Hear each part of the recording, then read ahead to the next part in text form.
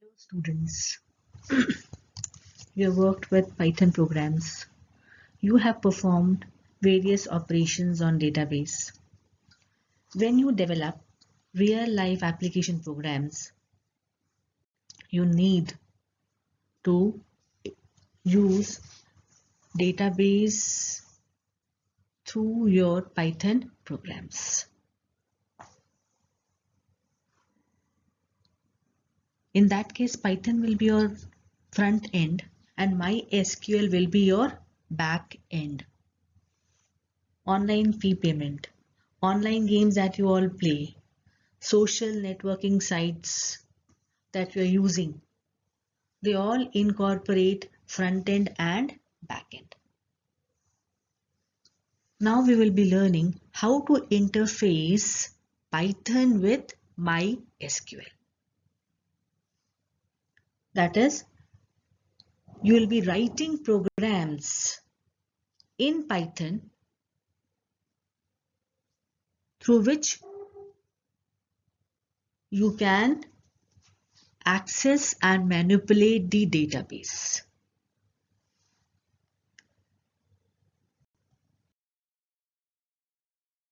This is the overview of the presentation. I'll be basically telling you about the steps, some examples I have given, and finally in the end, some assignment problems have been supplied. The procedure of interfacing Python with MySQL, I've summarized in forms of steps. We move on to step number.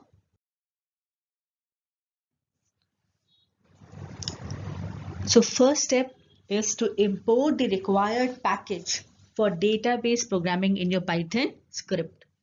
For that, either you import mysql.connector or you import mysql.db. Any of the modules will do. We'll be using mysql.connector package. So first statement in your Python program will be import mysql.connector as SQL.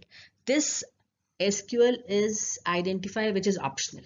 You may give, you may not give.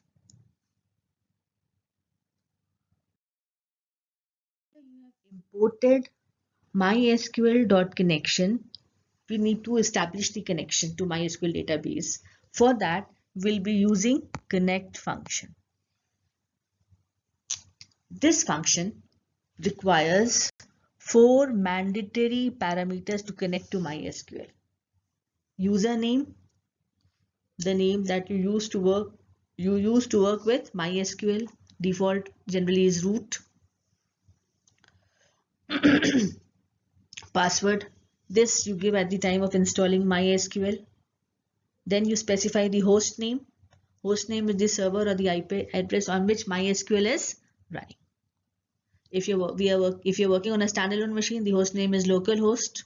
And if you don't want to specify the host name, you can specify the IP address. Parameter is database. This is the database name to which you want to connect. We'll use student. If student is not existing, one option is you go to MySQL, create database student. This command will create a database student. And if you want to use any other database of your own choice, you can do it. And then after you have executed this function will return a connection object. Let us look at the syntax. Connect, sql.connect host, user, password, database, and this con is the connection object. This con is the connection object.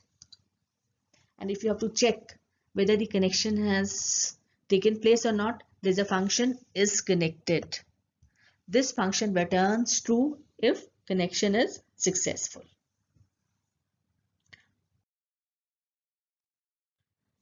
After you have created connection object, now you would like to perform various database operations.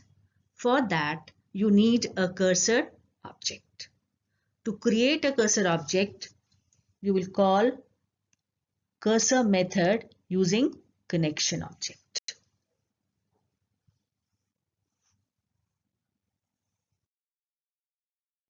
Now, after you have created cursor object, now you are ready to execute SQL queries. We'll be using execute function to execute our SQL queries. You can execute simple queries like creating a table, like cursor.execute, and then you write the command, SQL command.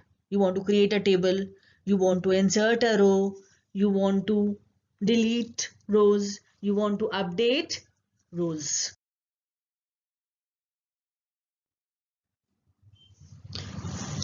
Now, in certain cases, when you're executing SQL queries, you would like to provide data from outside as a parameter. I'll directly move on to the example. Insert into stored name. I hope you've understood this. It will insert the name column, value %s. I have not specified any value, fixed value. I am specifying a format, %s. That means you can give any string value for this %s. And that value can be provided either using % and then you specify the value here. % and this is the value. And this value is in tuple form. This value is in tuple form. So I'm not fixing a name as Asha. I'm writing here values %s. So instead of %s, you can have any string. And then you can write cursor.execute query. Now, this is the old style of formatting. In new style, I'll use this format method. And to specify parameter, these are the placeholders.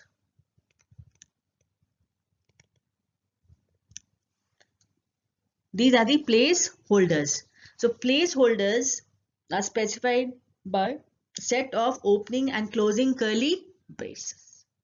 And they are given values through the parameter of format method. And there will be a one-to-one correspondence. 2 will go to roll number and Asha will be stored in name. Because when we created this table stood, first column was roll number, second column was name.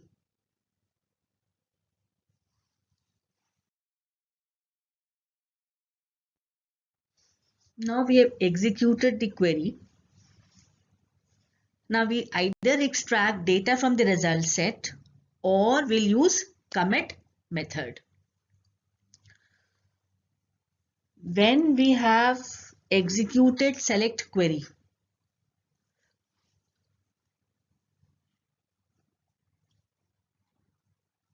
data of select query is available in the form of result set stored in a cursor object. And we can extract this data from the result set using any of the following fetch functions. Fetch 1, it returns one row from the result set as a tuple. Fetch all will return all the rows retrieved as per the query in tuple form. Fetch many n will return only n number of rows from the result set. If you have executed insert, delete or update command, then to make permanent changes in the database, we need to execute commit method. Then there's a property of cursor object row count that returns the number of rows affected by the query. Supposing if you're using row count with select, it'll return you number of records that have been fetched. If you use row count with insert, it'll tell you number of rows inserted. With delete, number of rows deleted. Update, number of rows updated.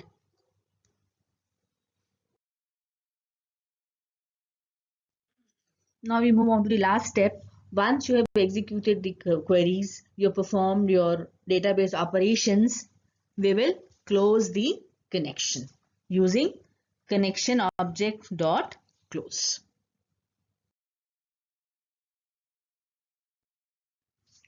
Let me explain you an example.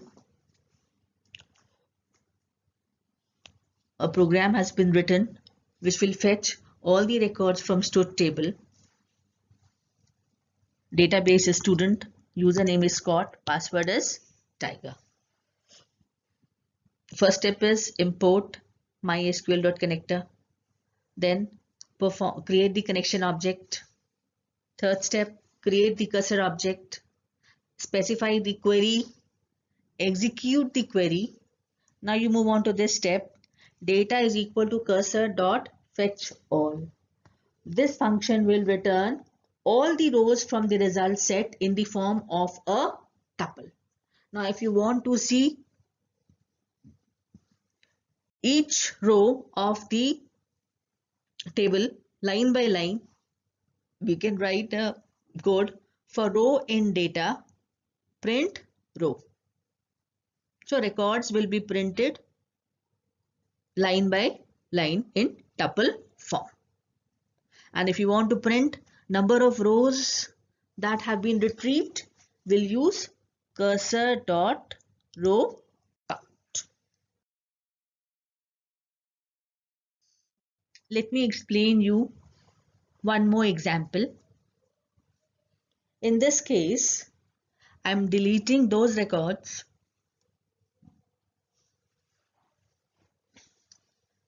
where name will be accepted from the user.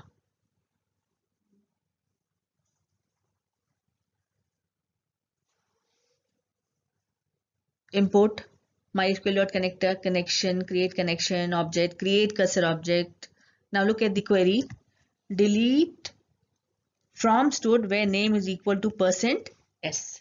Now name is not fixed.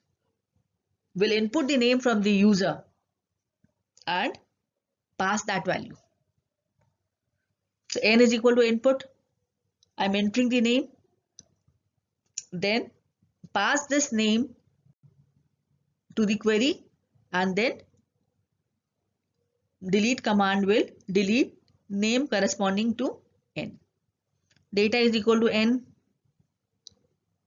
comma, then cursor dot execute q, comma, data. Two parameters I am passing. First parameter is the query and second parameter is the data. After I've executed the query, I have to call the method commit. Otherwise, no permanent change in database will be made. And if you want to print number of rows affected, I'll write cursor object dot row count.